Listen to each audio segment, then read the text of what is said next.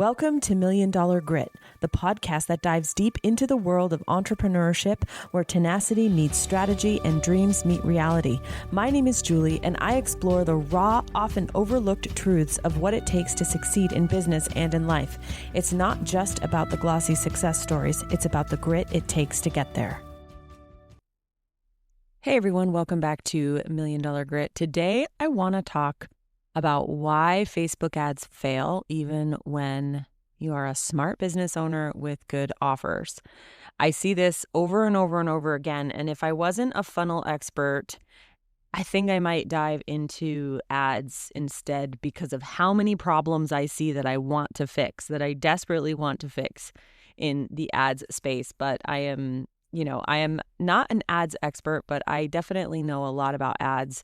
But I maintain my lane that I am a funnel expert first and foremost. That said, I work with lots of clients who run Facebook ads or meta ads on Facebook and Instagram, and they run into the same pitfalls over and over and over again. So I want to talk about them here today so that you can avoid the ditch on either side of the meta ads conversation. The very first pitfall I see is the pitfall of I don't understand enough to do it myself, but hiring is too expensive. This is a gap that honestly, I haven't seen like a super solid solution to it yet.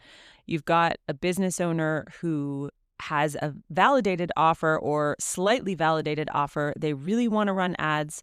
They really don't understand ads. They feel like it's important to have an expert help them run the ads so that they're not wasting money. But the cost of the agency is so high that any profit that they would make on that funnel gets eviscerated.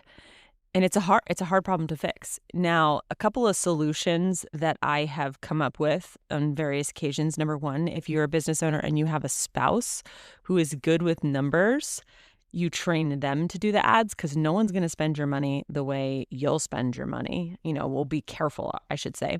So having like a husband or wife that's not in the business, learn how to do it and then do it. That's one option. The second option is to a child or an intern or someone who is not in the online business game, getting them really trained up. That means you have to spend money on training. And there are gobs and gobs of training programs and coaches and all of that sort of thing. So you have someone. Now, you could do this as well if you want to learn.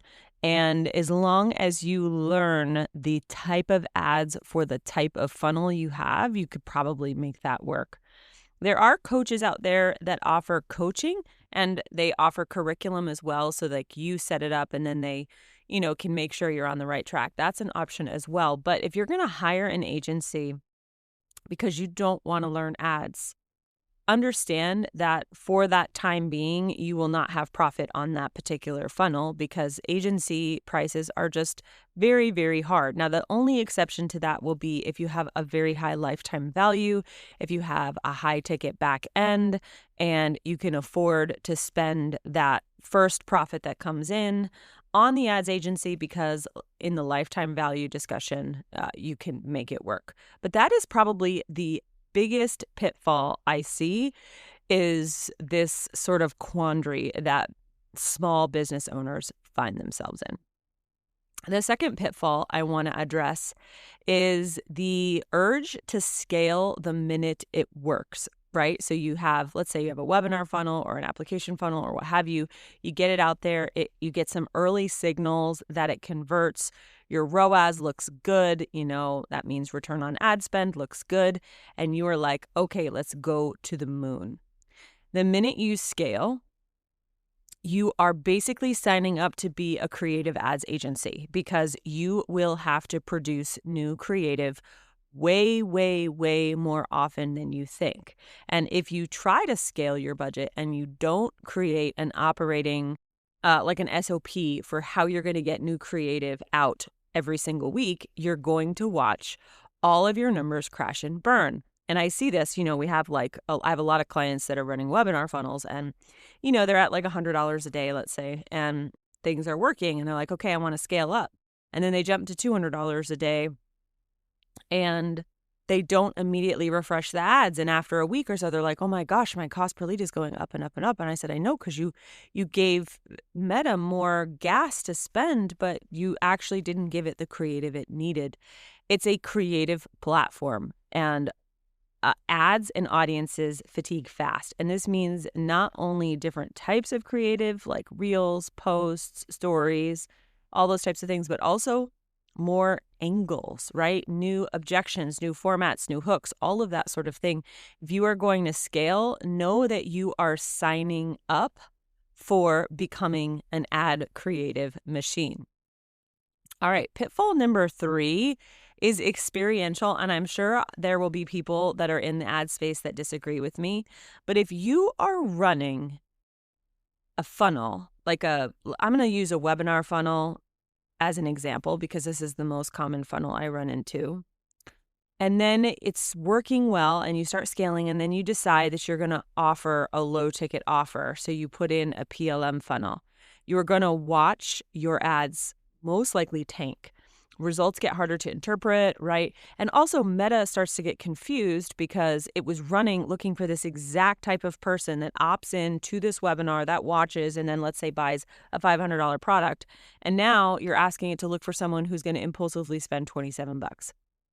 I recommend that you set up different ad accounts under the same, you can run them off the same page and account, that sort of thing. That's fine. But you are going to set up one funnel in one ad account and one funnel in another ad account. Now, the exception to the rule on this one is that occasionally I see ad accounts where you're running video views for engagement and you're running opt-ins, for leads. And then you're also running a webinar funnel and everything seems to be fine. Okay, great.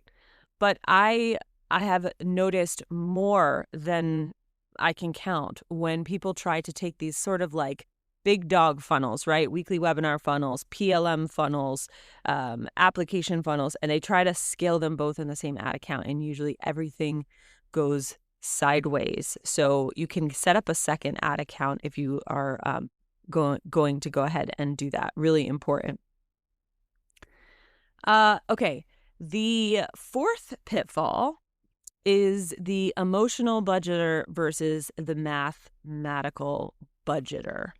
And this is where people, they think, okay, well, I don't want to start big because I don't know that the offer converts. So they start small, thinking that that's less risky. But what happens when you start small is that you're giving Meta less to work with.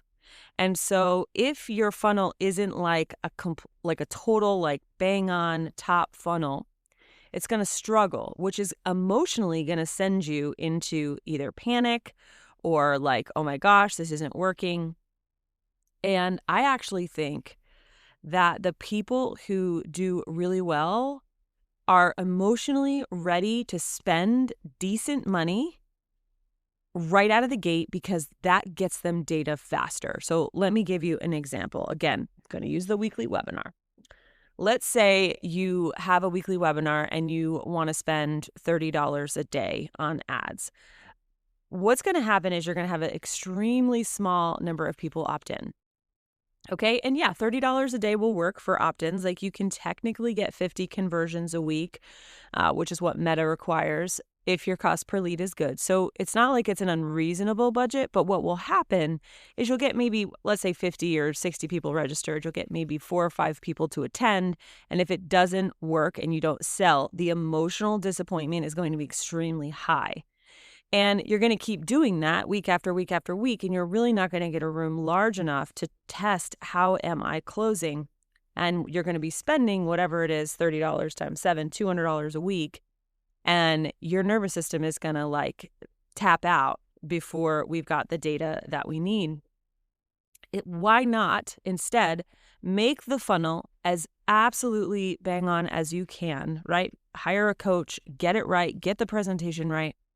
And get enough creative and spend $50 or $100 or even $200 and do that for 3 weeks. Say, okay, I'm going to spend $3,000 on this funnel and I'm going to run it 3 weeks in a row. And this is what I'm going to do. And then I'm going to see how much it converts. Now, 3 weeks, set budget. You are sure as to where the funnel needs work. I think that that's easier on the nervous system than the drip, drip, drip. There's also just the fact that if you're running certain types of funnels, the budget needs to be high enough to get you 50 conversions a week. And so the absolute minimum you want for a webinar funnel is $50 a day. And the absolute minimum you want for a PLM funnel, which is usually like a low ticket funnel, is somewhere around $200 to $300 a day. And so that's the fourth pitfall. And the fifth pitfall is that, this is a hard one. You decide that ads are not for you because you had a bad experience in the past, and you're attributing your failure to the ads platform, the ads manager, your offer, how you are, instead of understanding that you were probably just extremely misaligned. And the truth is that a lot of people who I work with, we get information pretty quickly. And it's not that like ads don't work for you. I hear that all the time, like ads don't work for me. Meta's ad platform is like one of the most advanced platforms ever in terms of targeting.